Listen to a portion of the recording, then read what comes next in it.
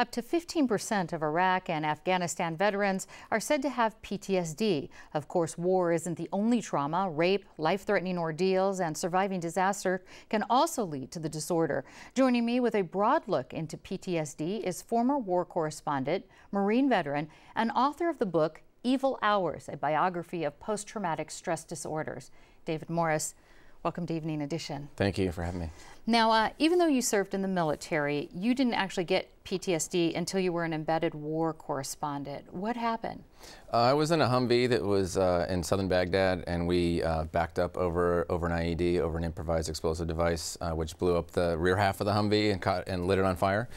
And then subsequent to that, I was back in San Diego a week later. And then in 2009, I was in a movie theater where there was I was watching an action movie where there was a very realistically depicted IED ambush in the movie, and I basically blacked out and ran out of the theater and woke up, woke up in the hallway of the Cineplex, and that was kind of the first moment that I realized that, I was kind of on the other side of something, and that I didn't have my memories under full control. But there was the one IED ambush, and there were also a number of, other ones that triggered it. But it sounds like there was a delay in you experiencing your symptoms, or at least realizing it. Right. Okay. In researching treatments for yourself, for PTSD, and for writing your book, were there certain treatment styles or options that stood out for you as being more successful than others? Yeah, the one that at the VA San Diego that I personally found to be the most useful was one called cognitive processing therapy. And CPT, cognitive processing therapy, asks you to examine your thoughts and feelings about a particular event. So like for a lot of rape victims, there's often this thought process of, I should have fought off my attacker better. I somehow brought this on myself. Therefore, I'm a bad person. And CPT asks you to kind of look at those thought patterns and examine whether or not, and test those against the world, and ask if those are really, truly realistic thoughts that you have, or if there are other alternative ways of examining your thoughts. Sure. You also found, though, that not necessarily retelling the story over and over was necessarily a helpful option. Right. And the VA's #1 individual psychotherapy for PTSD is one called prolonged exposure therapy. And it does work for 60% of veterans that undergo prolonged exposure therapy. A very good friend of mine who's a Battle of Fallujah veteran, PE worked really well for him.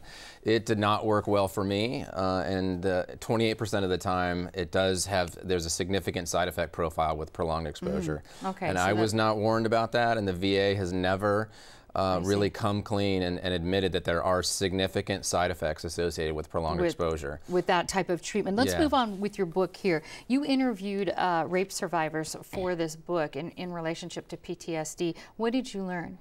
Well, interestingly, if you could line up all the PTSD sufferers in the world, you might think that you would see a lot of military veterans, but you would see far more female rape survivors among that group. 1 in 5 American women are going to be either raped or in an attempted sexual assault situation, and about 50%, I mean, we mentioned earlier about 12 to 15% of Iraq and Afghan veterans are going to suffer from PTSD, but rape victims, it's more about 50%. So it's much, much higher among sexual assault survivors. And your book also includes this history and sort of this evolution of post-combat stress disorders dating back to the Civil War. Can you briefly highlight some of the terms and how that has evolved?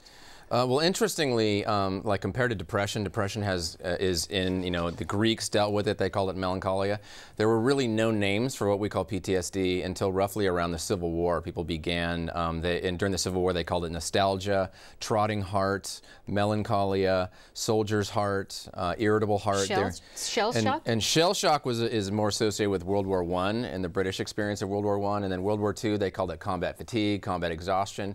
But it wasn't until 1980, in the wake of the Vietnam War, after the protest movement of the 70s, that they finally recognized and institutionalized what we now call post-traumatic stress disorder. Sure, it's fascinating, but there is some controversy surrounding it. I understand from your book that some British critics claim it doesn't exist. What is their basic argument?